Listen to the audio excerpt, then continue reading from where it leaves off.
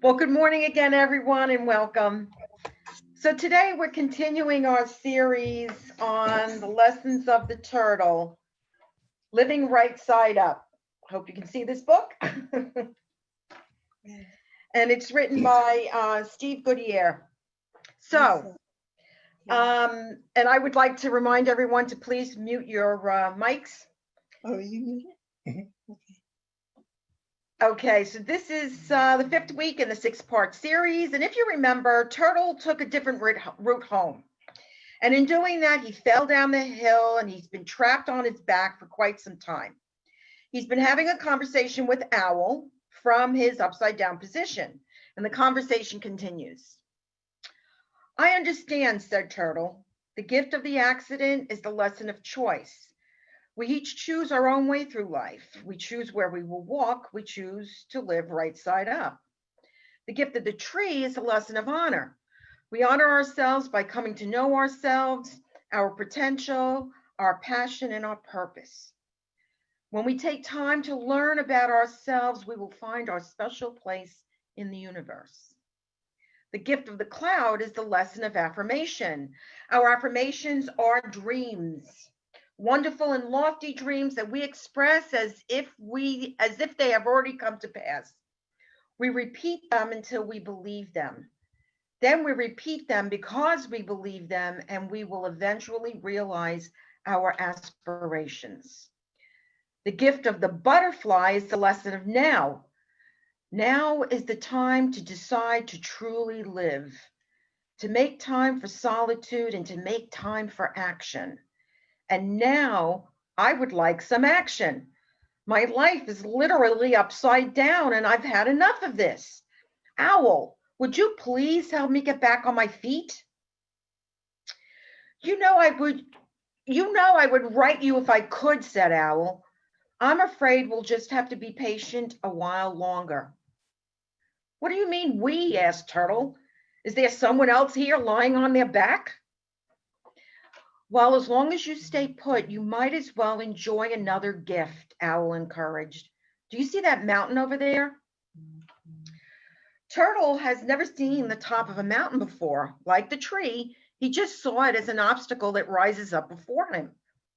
In order to ascend the summit, steps must be taken. This is the lesson of the goal.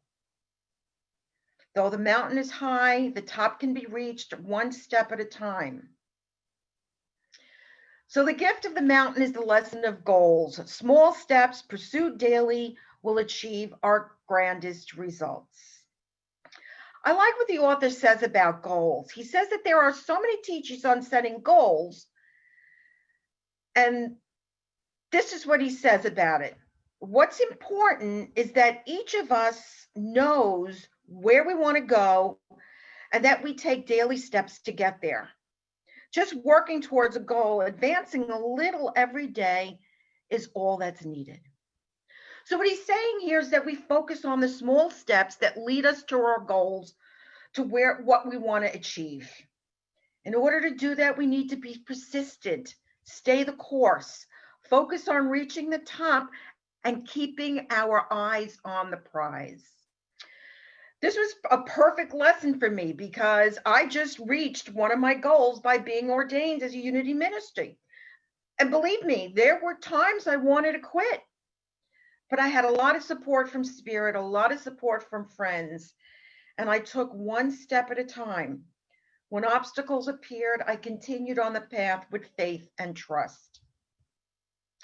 Have you ever heard the statement or seen the bumper stick that says, "Be patient, God isn't through with me yet"?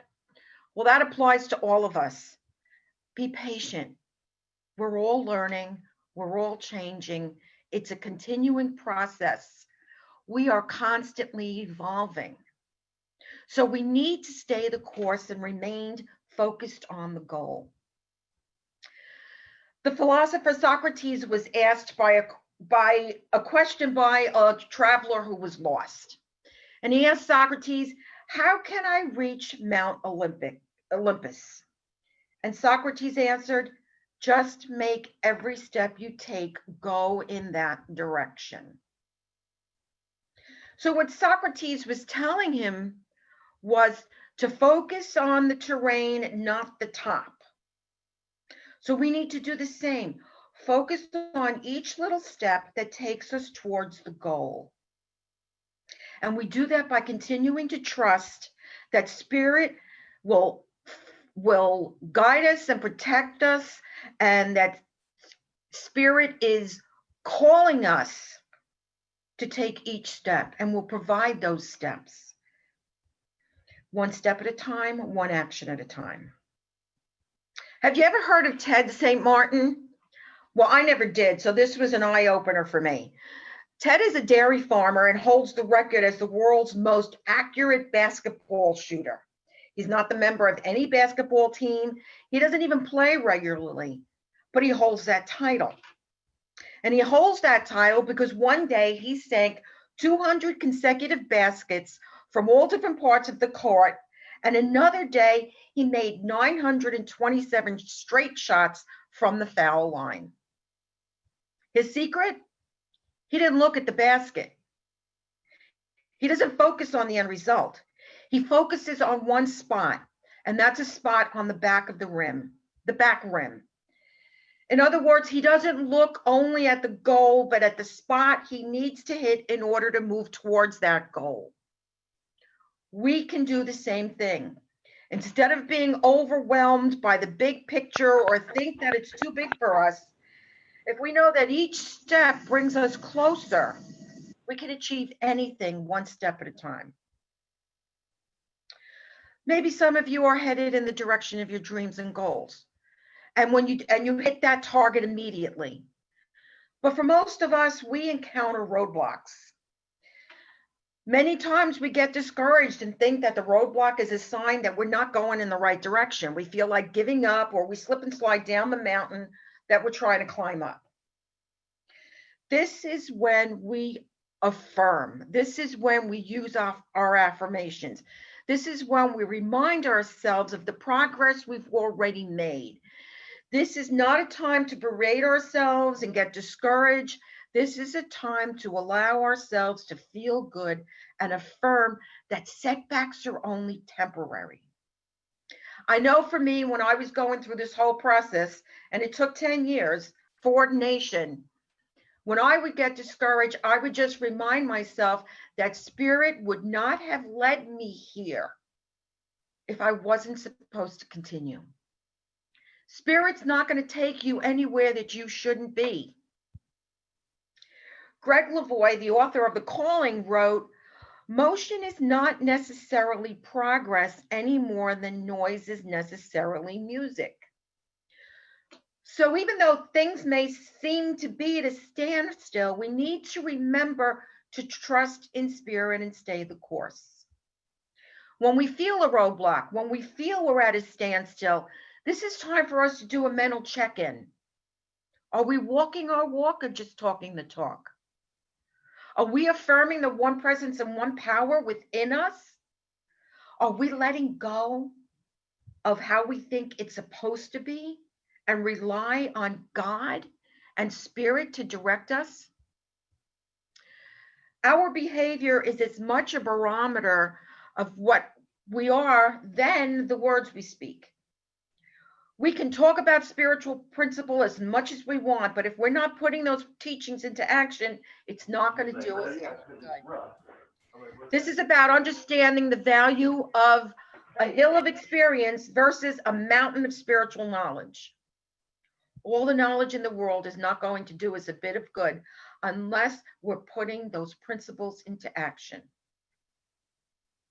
Faith and trust are so very, very important here. This is about putting feet under our prayer, getting back on track, and taking the next small step. This takes persistence. Tom Hopkins, the motivational speaker, said, "The number of times I succeed is in direct proportion to the number of times I fail and keep on trying." Winston Churchill said, "Success is going from failure to failure without a loss of enthusiasm." So what they're both telling us is don't get discouraged. Don't let anything discourage you.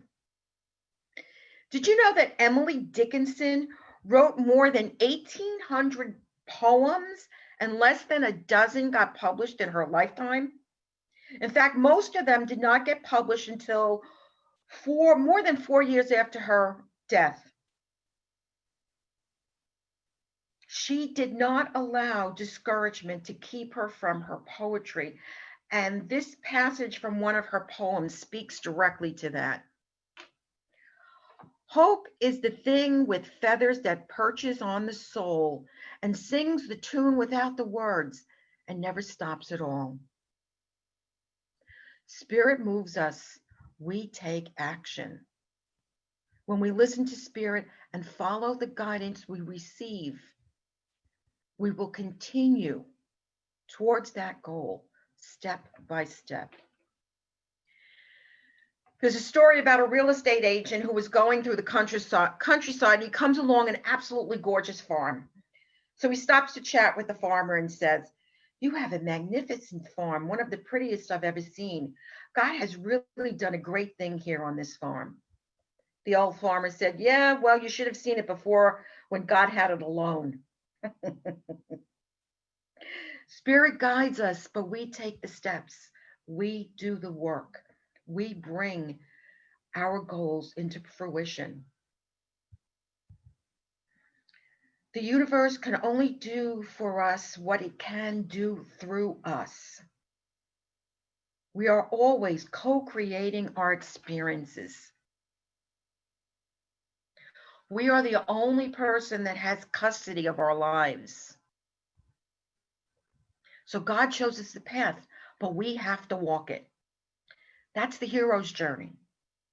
And on that journey, all things are possible. We are eternally floating on a sea of infinite possibilities. Norman Vincent Peale talks about becoming a possibilitarian. He said, no matter how dark things seem to be, raise your sight and see the possibilities. Always see them, for they're always there. There are no problems. There are only opportunities with solutions needing to be found. Jesus in Matthew 19:26 said, with God, all things are possible. He didn't say some things are possible or many things are possible or a few things are possible. He said all things are possible with God. All things. Because we know God is good all the time. And in Mark 9:23, he says, and all things are possible to him who believes.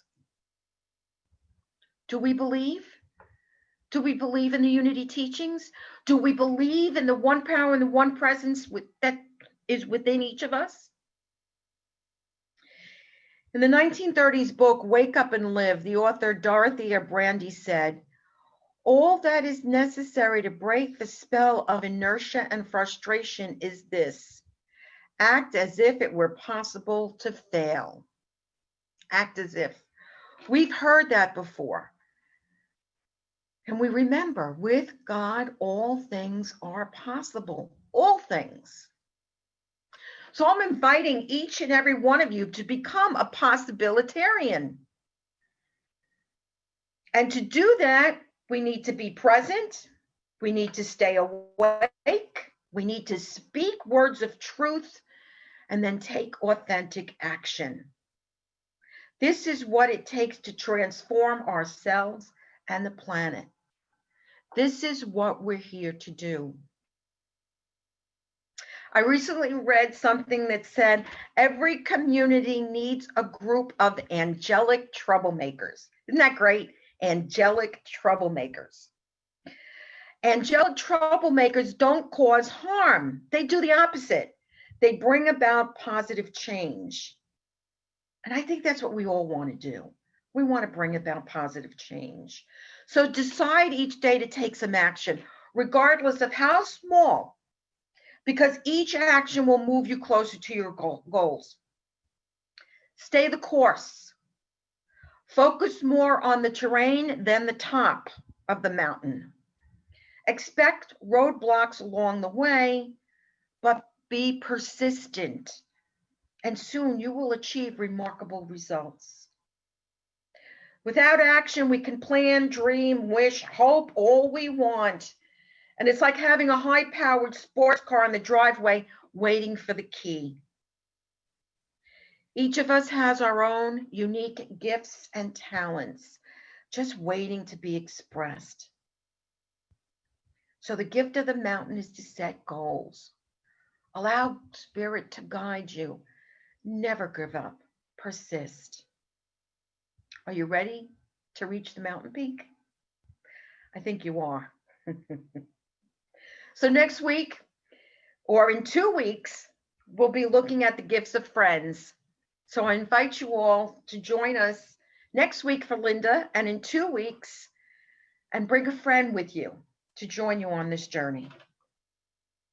Now I invite you to close your eyes as we move into meditation. So just take a deep breath and let it out. Just allow yourselves to fully relax in this moment and be fully present in this moment. Allow your body to just let go and release any tensions or strains that you may be feeling physically. Just allow the energy of the light that you are to soothe any area of your body that may be feeling tension. And just breathe.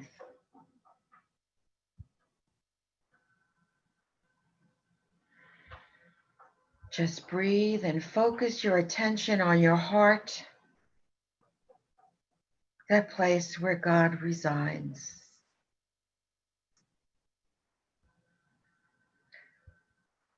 There are so many gifts in the world, so many opportunities, so many possibilities. And I know that I am here to spread the light. My life is a prayer of God speaking through me.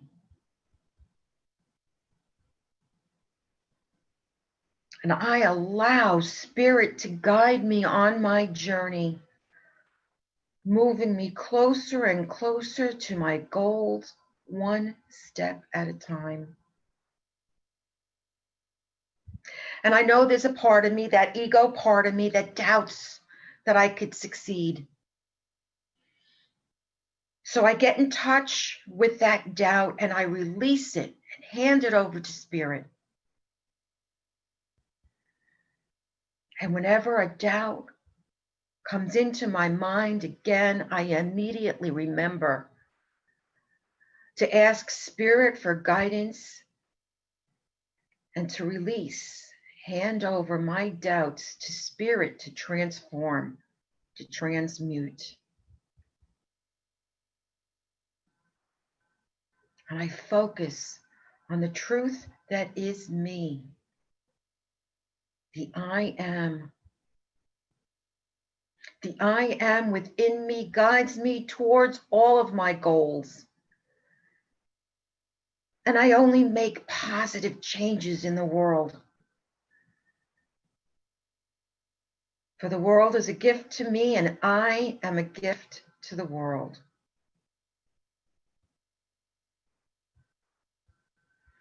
So I allow myself now to focus on a goal that I wish to achieve. And I move deeper and deeper into the center of my being. And I allow Spirit to guide me in pursuing this goal. So I move deeper and deeper into the silence, and I just listen.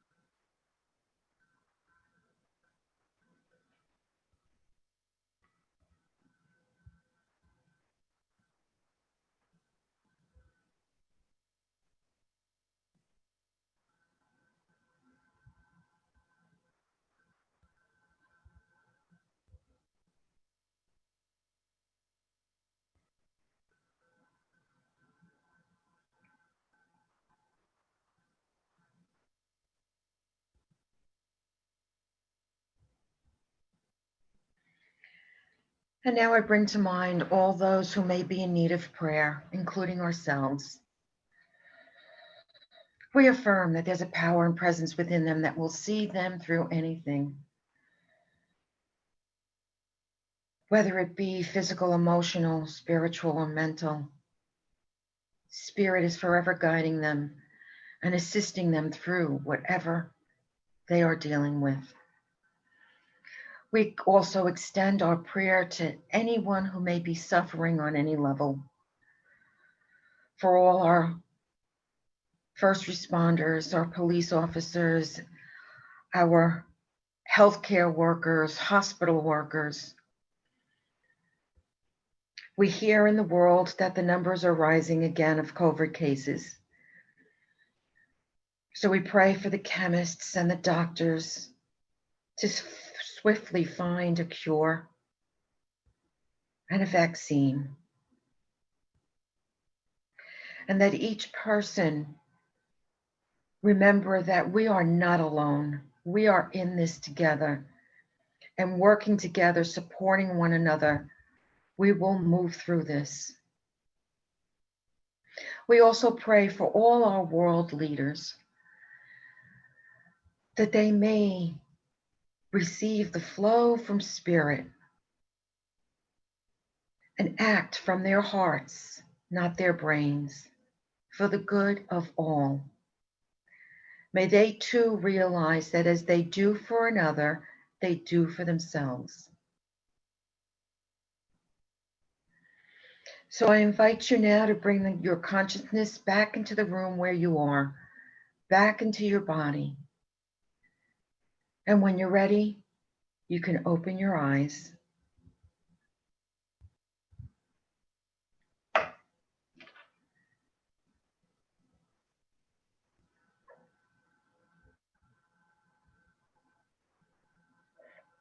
So welcome back. This is at the time in our service where we have the opportunity to give. So I invite you that to whatever method of giving you choose to use, just visualize that, whether it's a check or the PayPal sign or the donate button on our website, and just envision that symbol in your hand and feel the love that you are. Move down your arms into your hands, knowing that as we give, we receive, knowing that God is our source and supply,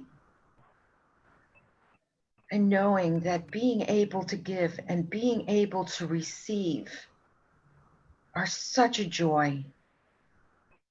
So I invite you to bless these gifts with me. Please mute your mic and repeat with me. Divine love as me blesses and multiplies all that I choose to give and all that I am open to receive, and I am grateful. Before we do our last song, quick story. There was